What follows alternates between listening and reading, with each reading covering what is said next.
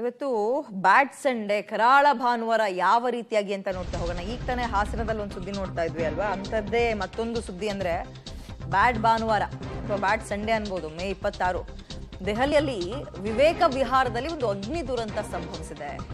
Baby care ಸೆಂಟರ್ನಲ್ಲಿ ಅಗ್ನಿ ದುರಂತಕ್ಕೆ ಪಾಪ 6 ಶಿಶುಗಳು ಸಾವನ್ನಪ್ಪಿದ್ದಾವೆ. 6.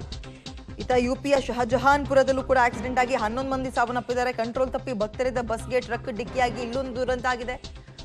ಅದ ಗುಜರಾತ್ನ ರಾಜ್ಕೋಟ್ನಲ್ಲಿ ಬೆಂಕಿ ದುರಂತಾಗಿ 27 ಜನ ಸಾವನ್ನಪ್ಪಿದ್ದಾರೆ. ಎಂಥ ಭಾನುವಾರನಪ್ಪ ಇವತ್ತು.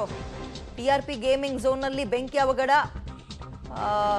ಅದಕ್ಕೆ ಮೋದಿ ಅವರು ಕೂಡ ಸಂತಾಪವನ್ನು ಸೂಚಿಸಿದ್ದಾರೆ. ಬಟ್ ದೆಹಲಿದು ನೋಡಿ ಎಂಥವ್ರಿಗೂ ಕೂಡ ಕರುಳು ಕಿತ್ಕೊಬರುತ್ತೆ.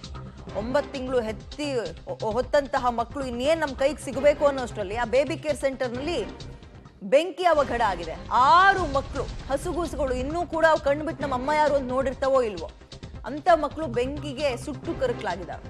12 ಜನ ಮಕ್ಕಳನ್ನ ಈಗ ಅದರಿಂದ ಎಸ್ಕೇಪ್ ಮಾಡಿಸಿದ್ದಾರೆ ಆ ಫೈರ್ನಿಂದ. ಗಮನಿಸ್ತಾ ಇದ್ದೀರಿ ದೆಹಲಿಯಲ್ಲಿ. ನಿಜಕ್ಕೂ ದುರಂತದಲ್ಲಿ ದುರಂತ. ಇವತ್ತು ಎಂಥ ಕೆಟ್ಟು ಭಾನುವಾರನಪ್ಪ ಅಂತ ಅನ್ನಿಸ್ಬಿಡುತ್ತೆ. ಈಗ ತಾನೇ ಹಾಸನದ ಸುದ್ದಿ ನೋಡ್ಕೊ ಬಂದ್ವಿ, ಅದ್ರ ಬೆನ್ನಲ್ಲೇ ದೆಹಲಿಯಲ್ಲಿ ನೋಡಿ ಅದನ್ನೇ ಹೇಳಿದ್ದು. ಆ ಕಣ್ಬಿಟ್ಟು ಪಾಪ 9 ತಿಂಗಳು ಹೊಟ್ಟೆ ಒಳಗಿದ್ದಂತಹ ಮಕ್ಕಳು ಈಗ ಹೊರಗೆ ಬಂದು ಅಮ್ಮ ಯಾರು ಅಂತ ನೋಡಬೇಕು. ಕಣ್ಣು ಬಿಡೋ ಅಷ್ಟೊತ್ತಿಗೆ ಈ ರೀತಿಯಾಗಿ ಮತ್ತೆ ಜೀವವನ್ನ ತೆಕ್ಕೊಂಡಿದ್ದಾವೆ ಅಥವಾ ಸಾವನ್ನಪ್ಪಿವೆ ಅಂದ್ರೆ ಎಂಥವ್ರಿಗೂ ಕೂಡ ಕರುಳು ಚುರುಕನ್ನತ್ತೆ. ಕೆಟ್ಟು ಭಾನುವಾರ ಮಾತ್ರ. ಅಗ್ನಿ ದುರಂತಕ್ಕೆ ಪಾಪ ಹಸುಗೂಸುಗಳು ಬಲಿಯಾಗಿದ್ದಾವೆ.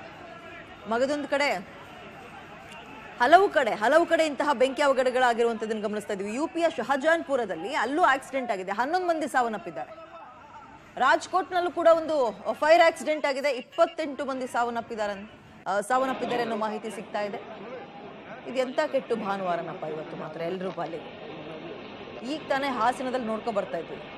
ಟ್ರಕ್ಕಿಗೆ ಮತ್ತೆ ಕಾರಿಗೆ ಆಕ್ಸಿಡೆಂಟ್ ಆಗಿ 5 ಜನ ಸ್ಪಾಟ್ ಡೆತ್ ಆಗಿದ್ದಾರೆ ಅಂತ. ಅದ್ರ ಬೆನ್ನಲ್ಲೇ ದೆಹಲಿಲಿ ಇದೆಯಲ್ಲ, ಅದಕ್ಕಿಂತ ಕೆಟ್ಟ ಸಾವು ಇನ್ಯಾರಿಗೂ ಬೇಡ ಬಿಡಿ. ಅಂತ ಕೆಟ್ಟ ನೋವು ಯಾವ ಶತ್ರುಗೂ ಬೇಡ.